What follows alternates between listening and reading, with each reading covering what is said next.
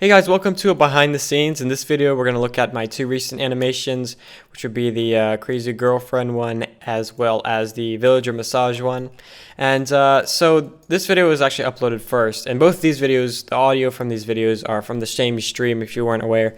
And they actually happen in the opposite order they're uploaded in. So in the actual stream, he does the Villager Massage thing, and then he comes, and then the girlfriend thing happens with her killing all of them.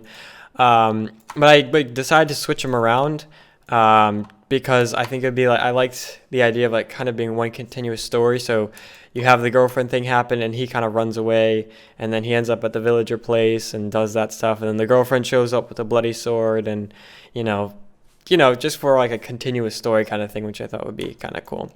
So I don't think anyone noticed, but if you were to notice that they were in the opposite order, then that's why. As far as this scene, there isn't anything too crazy going on.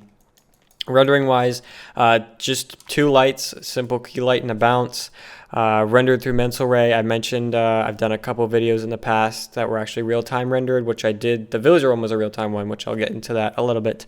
But this one was pretty basic, nothing too crazy going on, just your, pretty typical animation stuff. Yeah, nothing too crazy. So I'll probably go through this pretty quick. As far as this part, where is it? The water part. So I just kind of left this. I wasn't sure what I wanted to do with this, so I just didn't animate anything for this. So the camera was just looking at a bunch of still models. And then at the end, I decided that's when I thought up the idea of doing like the elbow smash thing. So that was just one of those like last minute kind of things. And then yeah, you have him kind of run away.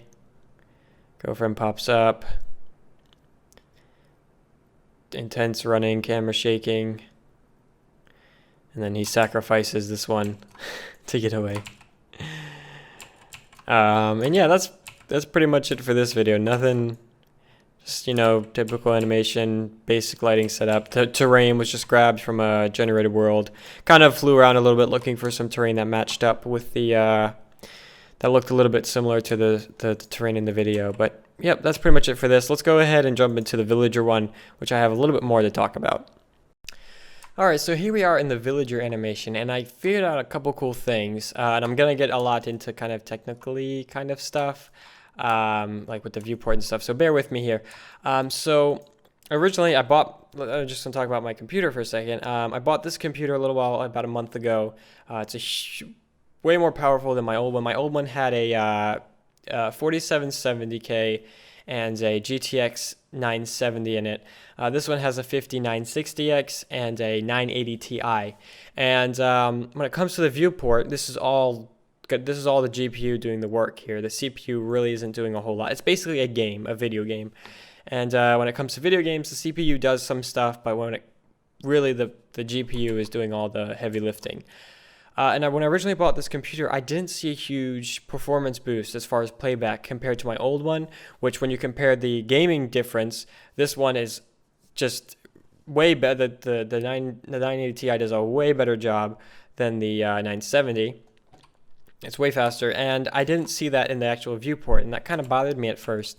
And here, if I bring over my resources monitor, GPU utilization, you can see GPU usage by percentage. Used to be like around 10 to 15% even on super heavy scenes, when why isn't it using a lot more? And that kind of bothered me, but I just kind of overlooked it. A scene like this usually on my old computer would run at about 4 frames a second, and before I kind of enabled, which I'll talk about in a second, some settings stuff, it would run on this computer at about 5 or 6 frames per second. So it really should have been faster than that, and it kind of bothered me, but I just said whatever. Now I figured out, so actually this is the NVIDIA control panel, and here you can pick a game. You can see I've got a couple games installed, and you can override the graphics settings through the control panel here. Instead of letting the game do it, you just override it through the control panel, and you can actually do that with Maya's viewport. And this isn't on the list by default. I actually had to go in and add this myself, but once I figured out you could actually override the viewport settings through here, it blew my mind. So I went through and enabled some overrides. The actual look of it looked way better. I don't know how well the video will show, but the aliasing here, the anti-aliasing looks really good when you look at the the jagged edges and stuff. It looks way better than it used to through the actual viewports anti-aliasing, the built-in, which you can see now really doesn't do anything since all the overrides kind of took over. You will see some changes. It actually makes it look worse, but you can see the actual edges don't change. And again, I don't know how well the video will show this after compression and stuff, but looked way better. And after I enabled all those overrides, it allowed the GPU to actually take over, and the performance in the viewport was way, way better. So as I mentioned, this scene, before I enabled all this stuff, would play back at like 6 frames a second. Now if I go ahead and hit playback, it's running at, looks around